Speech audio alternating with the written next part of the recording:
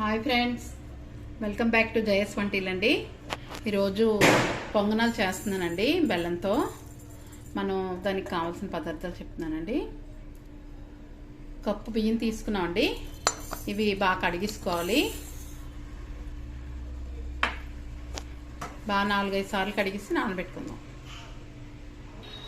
మనం బియ్యం శుభ్రం ఏrisకొని శుభ్రం కడిగామండి 4 సార్లు. ఇప్పుడు నలకలవి ఉంటే ఏరిసి ఇప్పుడు మనం మళ్ళీ నానబెట్టుకోవాలి నీళ్ళు వేసుకొని. ఇవి మనం టైం ఉంటే నైట్ అంతా నానబెట్టుకోవచ్చండి. టైం లేకపోతే ఒక 4 గంటలు 5 గంటలు నానబెట్టుకోవచ్చు. అప్పుడు మనం పిండి చేసుకోవచ్చు. మళ్ళీ ఇవి నానిపోయాక చూపిస్తానండి.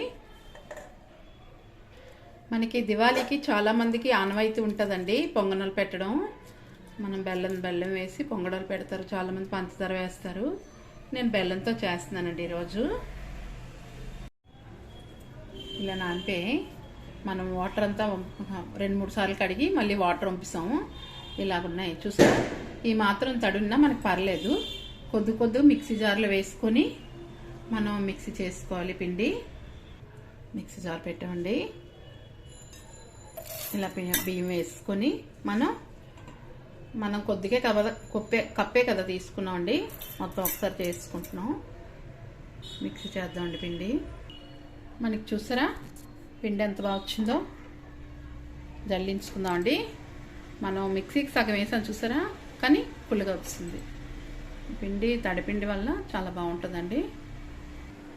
పిండి జల్లించుకున్నామండి. మనం ఇప్పుడు పాకంకి ప్రిపేర్ చేసుకుందాం. మనం కప్పు బియ్యం తీసుకున్నాం కదండి, కప్పు బెల్లం తురుము తీసుకున్నాం. బెల్లం 1 స్పూను యాలక్ పొడి అండి. పంచదార యాలక్ కలిపి పొడి చేసింది. మనం డిస్ పెట్టుకున్నామండి. పాకం పెట్టుకోవడానికి బెల్లం వేస్తున్నాం. కొద్దిగా మనకి వాటర్ వేసుకోవాలి పాకం వచ్చేలాగా. స్టవ్ ఆన్ చేసేద్దానికి. బెల్లం కరుగుతుందండి. మనకి ఎప్పుడైనా సరే అండి బెల్లం చిన్న ముక్క తిని చూస్తే మనకి ఇసుకున్నా ఏమున్నా తెలిసిపోద్ది. అప్పుడు మనకి బాగుంది అనుకోండి, వడకపెట్టక్కర్లేదు బెల్లం ఎప్పుడు కూడా. మనకలా ఇసుకది తగిలినట్టు అనిపిస్తే మాత్రం కంపల్సరీ వడకపెట్టాలండి. బెల్లం పెట్టి మనం ఎలాంటి బెల్లం తీసుకుంటే దాన్ని పెట్టి వడకపెట్టుకోవాలి. మనకి పాకం చూద్దామండి. మనకి ఎక్కువ ముద్ర పాకం రావక్కర్లేదు. ఇప్పుడును లేత పాకమే చాలు. మనకి కొద్దిగా రావాలండి చిన్నది.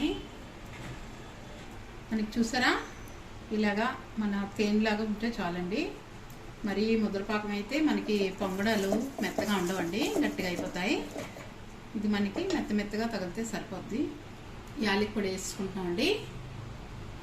మనం పిండి కొద్దిగా వేసుకుంటూ కలుపుకోవాలి.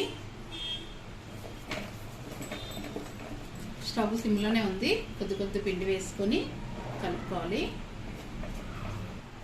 మనకి చూసారా ఇలా కలుపుకోవాలండి.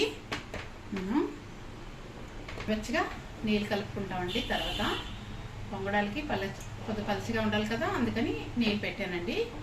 కొద్దిగా మరిగాయి, ఆపిస్తాను స్టవ్. వేడి నీళ్ళు కలుపుకుంటున్నామండి.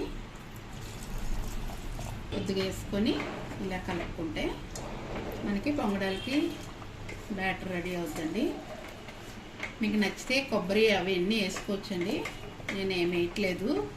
మా సైడ్ ఇలాగే చేస్తారు. నేను అదే విధంగా చేస్తున్నాను. మీకు మేము చేసుకున్నట్టే చేస్తున్నానండి. దివాళీకి మేము ఎప్పుడు ఇలాగే చేసుకుంటాం. ఓకే, ఆ విధంగా మీకు చూపిస్తున్నాను. ఈ విధంగా కలుపుకున్నామండి. మనకి చల్లారాక చేసుకుంటాం.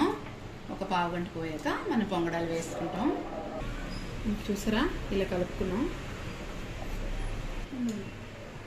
ఆయిల్ మరిగిందండి, వేస్తున్నాం. అలా వేసుకోవాలండి. ఇలా ఆయిల్ పైన వేయడం వల్ల మనకి బాగా పొంగుతుందండి పొంగడం. మనకి చూసారా ఇలా వేగగానే మనం తిరిగేసుకోవాలండి. ఇలా వేసుకోవాలండి. చూసారా మనకి ఇలా వేగినప్పుడు మనం తీసుకోవాలి పొంగడాలు. మనం ఇలాగే ఏదో ఒకటి అంచున పెట్టుకొని దాంతో వేసుకోవాలండి. ఇలాగా అలాగే వేసుకోవాలి. పొంగడాలు చూసారా మనకి చక్కగా మెత్తగా వచ్చాయండి. చాలా బాగున్నాయి. ఎలా ఉందో కామెంట్స్ పెట్టండి. నచ్చితే లైక్ చేయండి, షేర్ చేయండి, సబ్స్క్రైబ్ చేయండి. బాయ్ ఫ్రెండ్స్, నెక్స్ట్ వీడియో కలుద్దాం అండి.